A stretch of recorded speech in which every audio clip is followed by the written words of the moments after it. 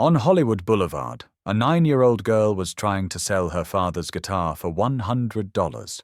She'd been sitting there for 3 hours, but not a single person had stopped, until that old man walked by. But nobody knew that moment was being recorded, and what would happen in the next 18 minutes would change not only that little girl's life, but the lives of 15 million people who'd watch the video, because Ozzy Osbourne was on Hollywood Boulevard that day. And he was about to show the world he was so much more than just the Prince of Darkness. The temperature was hovering around 102 degrees, and the stars on the Walk of Fame gleamed under the sun. Hollywood Boulevard was chaotic as always. Men in Batman costumes collecting money from tourists, tattoo parlors, souvenir shops, and the residue of thousands of people who'd come here to be famous only to face the biggest disappointment of their lives. But right across from the Chinese theater, next to Marilyn Monroe's star, sat a 9-year-old girl. Her name was Emma Rose Williams. She wore a pink t-shirt, faded blue denim shorts washed so many times they'd lost their color, and sneakers that had once been white, but now looked gray. Beside her, carefully placed on the grass, sat an old Yamaha acoustic guitar, and in Emma's hands was a cardboard sign that read, "For sale, $100. Emma's story wasn't the kind you usually hear in Hollywood. This wasn't a story about a child chasing fame. This was a story about a family trying to survive. Emma's father, David Williams, had died in a construction accident 18 months earlier. A scaffold had collapsed. David and 2 co-workers had fallen. The insurance company had refused to pay, citing safety violations, and the company had gone bankrupt. Emma's mother, Linda Williams, was 42 years old, left with 2 children and 0 income. Linda had started working as a waitress at a diner, but the $1,800 she made each month wasn't enough for rent, 2 kids' expenses, and the bills. Eviction notices had started coming. Their fridge was getting emptier by the day. And every night, Emma heard her mother sitting at the kitchen table, quietly crying over bills. That's why Emma had packed her guitar in her school backpack that morning without telling her mother, taken the bus, and come to Hollywood Boulevard. The guitar was a gift her father had given her on her 7th birthday. David had taught Emma the basic chords. Together they'd played "You Are My Sunshine." The guitar was the only physical memory Emma had left of her father. But Emma was 9 years old, and a 9-year-old child would do anything to stop her mother from crying. She'd sell the guitar for $100. That could mean maybe a week's worth of groceries, maybe half the electric bill, maybe just her mother crying a little less that night. Emma had been sitting there for 3 hours. Hundreds of people had passed by. Some had looked, some had taken photos, some had said, "Oh, how cute!" But nobody had stopped. Nobody had bought it. Emma's eyes were starting to fill with tears, but she wasn't crying. Her father had taught her to be strong. Strong people didn't cry, right? But the truth was, Emma's heart was breaking. Not just because she couldn't sell the guitar, but because she had to sell her father's gift. It felt like injustice. Life was unfair. It was 2:42 p.m. when Ozzy Osbourne set foot on that street. Sharon wasn't with him. Ozzy had left their Beverly Hills home alone that day because he was a bit tired of his wife constantly telling him what to do. And sometimes a man just wanted to walk, to think. Ozzy was 70 years old, but he still had that mischievous kid energy. He wore a black t-shirt, faded blue jeans, and those famous sunglasses. He looked more like someone's neighborhood uncle than a millionaire rock star.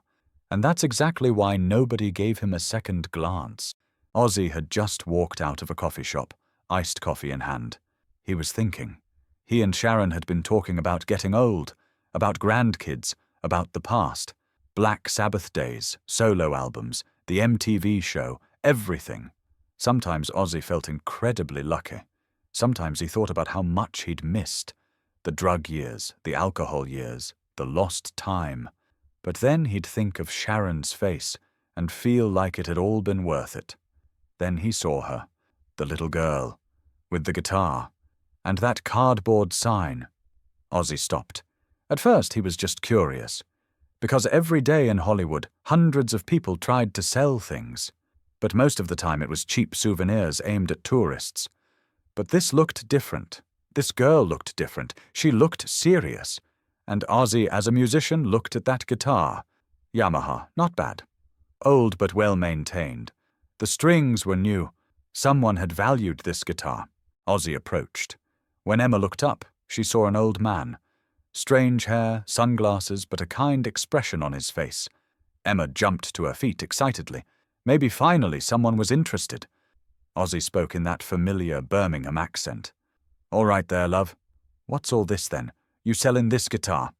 Emma nodded eagerly. "Yes, sir. It's a really good guitar. My dad taught me how to play on it. It's only $100. Ozzy looked at the guitar more closely. He bent down, ran his fingers over the strings. Then he looked at Emma. There was something on the girl's face. Not desperation. Determination. That made him think. "Why are you selling it, sweetheart?" "This is a nice guitar. Looks like somebody loved this thing." Emma's eyes filled for a moment, but she quickly composed herself. Her voice trembled slightly, but it was determined. "My mum needs help with bills. My dad, he died last year, and Mum works really hard, but it's not enough. So I thought maybe if I sell my guitar, it could help." Ozzy's world stopped in that moment. His eyes behind the sunglasses locked onto the girl's face. And suddenly, he saw little Ozzy from Birmingham. His poor family. A father working late nights at a steel factory. A mother cleaning rich people's houses. And little John Osbourne, who'd left school at 15 to work in a slaughterhouse to help his family. This story was his story. Ozzy swallowed.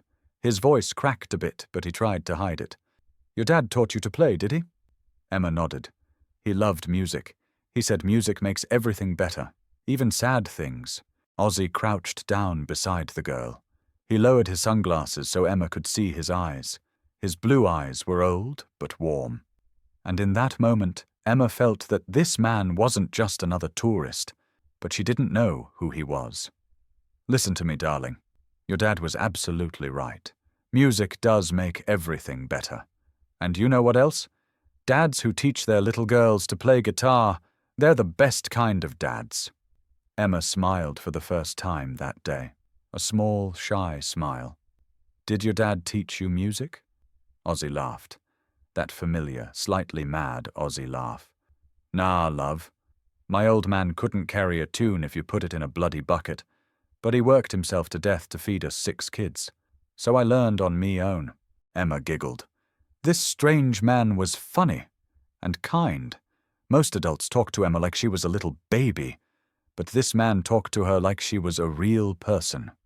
Ozzy stood up. He pulled out his wallet. An old, worn leather wallet. He took out $100 bills, but not just one. 5 of them. $500. Emma's eyes went wide. She was almost scared. "Sir, it's only $100. I can't take 500. Ozzy put the money in Emma's hand. Then he looked at the guitar but didn't touch it. "That money's not for the guitar, sweetheart. That's for you and your mum. For bills, for food, for whatever you need." Emma was confused. But then you don't want the guitar." Ozzy crouched down again. His hands gently touched Emma's shoulders. His voice was serious, soft in an almost fragile way. "I want you to keep that guitar, love. Because that guitar, it's not just wooden strings, it's your dad. It's every lesson he taught you. It's every song you'll ever play.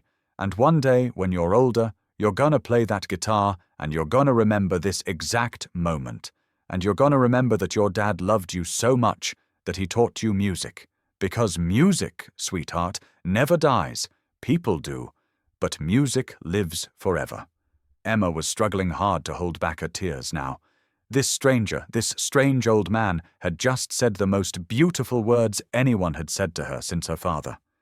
And Emma, holding $500 in her hand, suddenly started crying.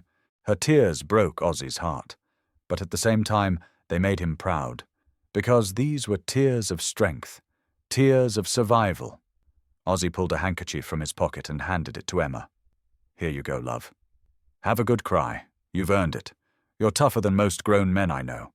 Emma wiped her nose, thanking him between sobs. But then she asked something, her voice still trembling. "Why are you being so nice to me?" You don't even know me." Ozzy took a deep breath. He put his sunglasses back on, as if trying to hide his emotions, but his voice gave everything away. "Because a long time ago I was you, sweetheart. Different place, different time. But same story, poor kid, trying to help his mum. And nobody helped us. We did it all on our own, and it was bloody hard. So now, when I see a kid like you doing what you're doing, I help. Because that's what people should do. We should help each other." A group of tourists was passing by, and someone recognized Ozzy. A woman screamed, "Oh my God! That's Ozzy Osbourne!" Suddenly phones came out. Camera flashes went off. People started running. Emma looked around, confused. People were running toward this man. She wondered who he was. Ozzy stood up, turned to the crowd, and made that familiar hand gesture. All right, calm down, you lot. I'm just having a chat with me friend here." But the crowd was growing. Some wanted photos, some wanted autographs. Ozzy smiled patiently at everyone, but turned to Emma. "Listen, love, I gotta go before this turns into a riot. But you keep that guitar, yeah? And you practice every single day, because your dad's watching and he wants to hear you play." Emma was still in shock. "Wait, are you famous?" Ozzy laughed. "Bit famous, yeah. Used to bite bats' heads off and all that rubbish. But don't believe everything you hear. Most of it's bollocks." Then he added in a serious tone, "But this ain't about me being famous. This is about you being brave. And you're the bravest little girl I've met in a long time." Security guards approached, trying to control the crowd. Ozzy patted Emma's head, smiled one last time, and disappeared into the crowd. Emma was left standing there with $500 in her hand, her guitar, and something she didn't quite understand yet. She didn't know what it was at its core, but something important had happened. Something that would change her life. That evening when she got home, her mother Linda was sitting at the kitchen table, looking at bills again. When Emma walked in and put the $500 on the table, Linda froze. "Emma Rose Williams, where did this money come from?" Emma told the whole story. Hollywood Boulevard, the guitar, the old man, people recognizing him. Linda was angry at first because Emma had gone there without permission. But then she cried, because her daughter, a 9-year-old girl, had been trying to save the family, and a stranger, a rock star, had given them $500, for no reason, just because he was kind. Linda hugged Emma tightly. "Your dad would be so proud of you, baby. So proud." That night, Emma took out her guitar.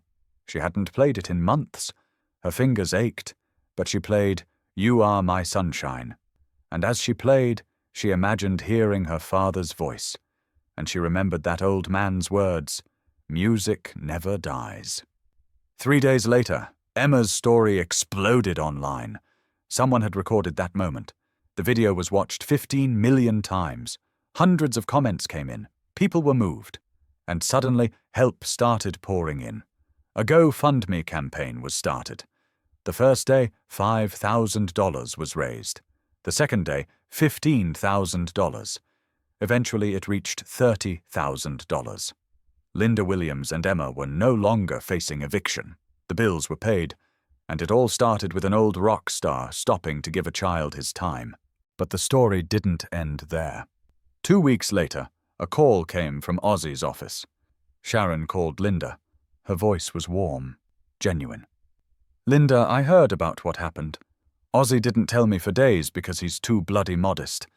But I want you and Emma to come to our house. We're having a little gathering and Ozzy wants to see Emma again." Linda excitedly accepted. And one Saturday afternoon, they went to that magnificent house in Beverly Hills. Ozzy and Sharon met them at the door. Sharon hugged Linda like they were old friends. Ozzy's face lit up when he saw Emma. "There's my little rock star. Did you bring your guitar?" She nodded shyly. Ozzy took her inside, led her to the backyard. There was a small stage there, equipment, and Ozzy taught Emma something. Tony Iommi's Iron Man riff. Emma's little fingers were struggling, but Ozzy was patient, kind. "That's it, love. Slow and steady. You're doing brilliant."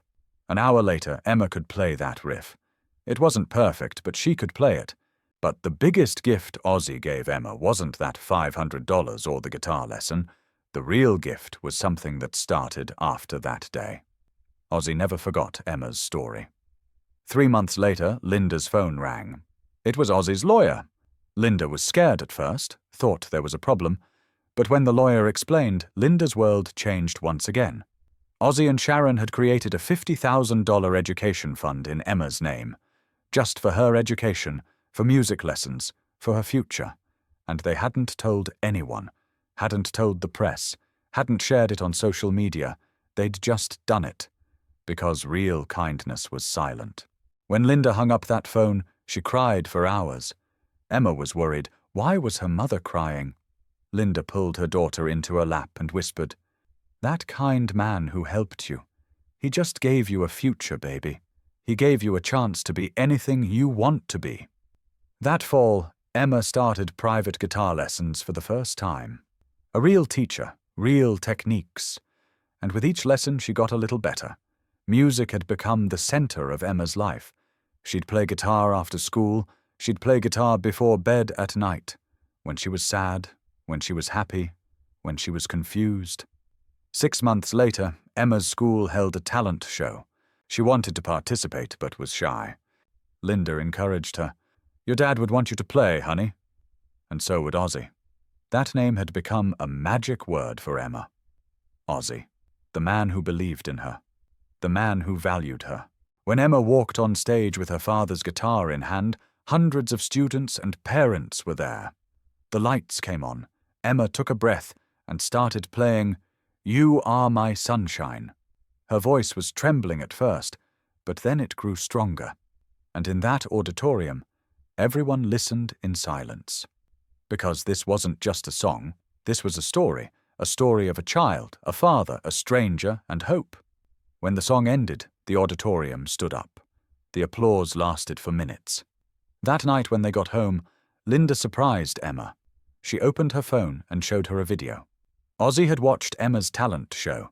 Someone had recorded it and shared it on social media, and the video had reached Ozzy. And Ozzy had commented from his own account, "This little rock star is going to change the world one day. I knew it the moment I met her. Keep playing, Emma. Your dad's watching and he's so proud. If this story touched your heart, if it reminded you that one act of kindness can change everything, hit that like button and subscribe to the Prince of Darkness stories. Share this video with someone who needs to remember that there are still good people in this world. Because sometimes the Prince of Darkness is actually the brightest light in the room.